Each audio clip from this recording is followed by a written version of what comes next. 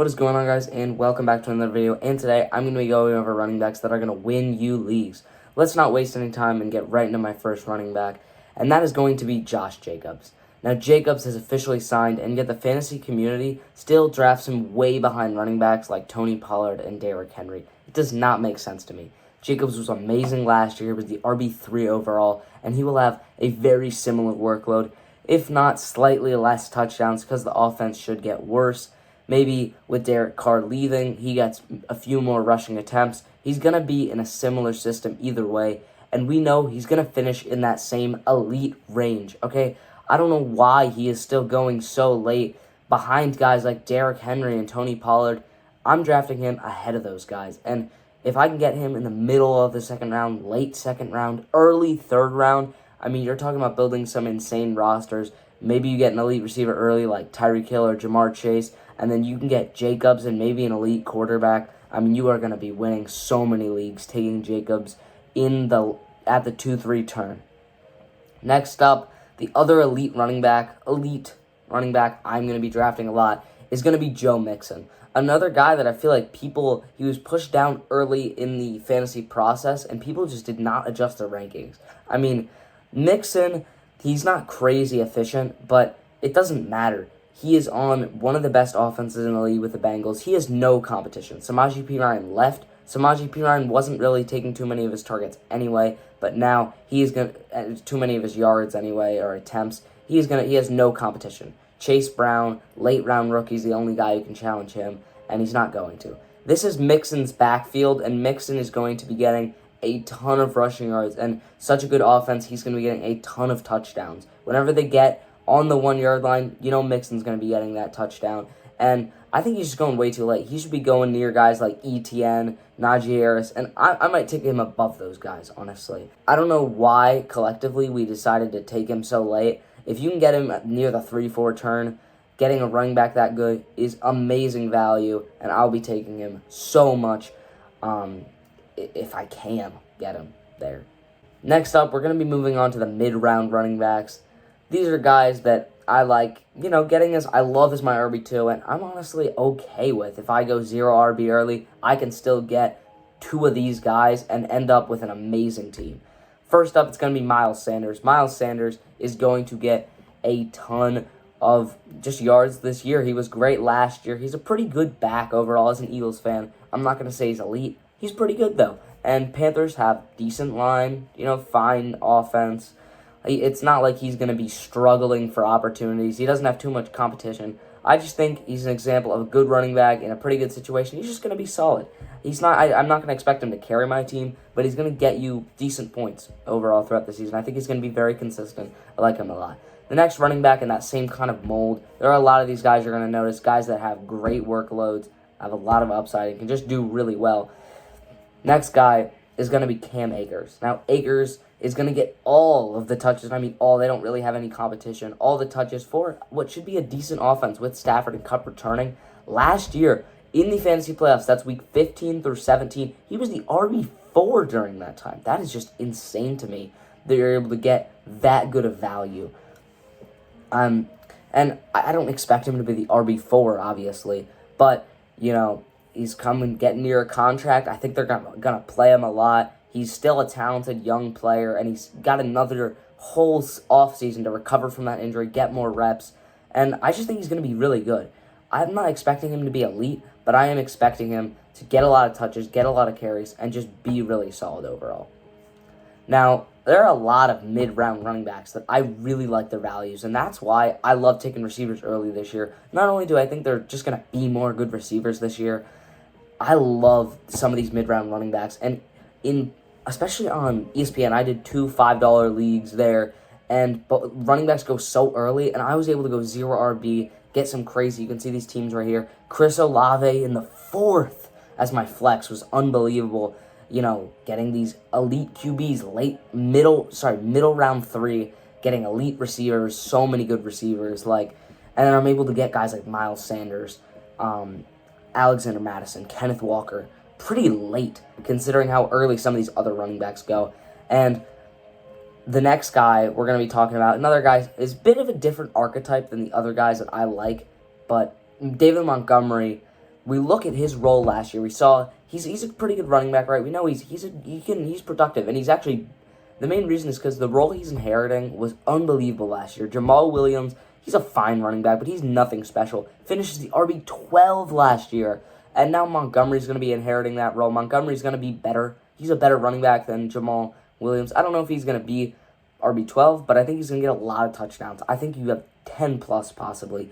The Detroit Lions backfield, very cool stat, was the number one fantasy backfield. Their running backs scored more than any other group.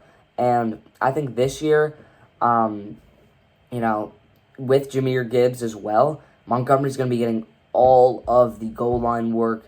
And I think Montgomery's a bit risky because maybe Jahmyr Gibbs is amazing right away. Maybe Jahmyr Gibbs takes away all the red zone opportunity. And in that case, you drafted, a flex or a backup running back that doesn't do that much. You're not going to be killed over that. But if Jahmyr is fine, if he is normal, right, then you got a steal. If Jahmyr's not that good, you got the steal of the draft, because either way, Montgomery's going to be in that goal line role. He's going to be getting touchdowns. Absolutely love him this year.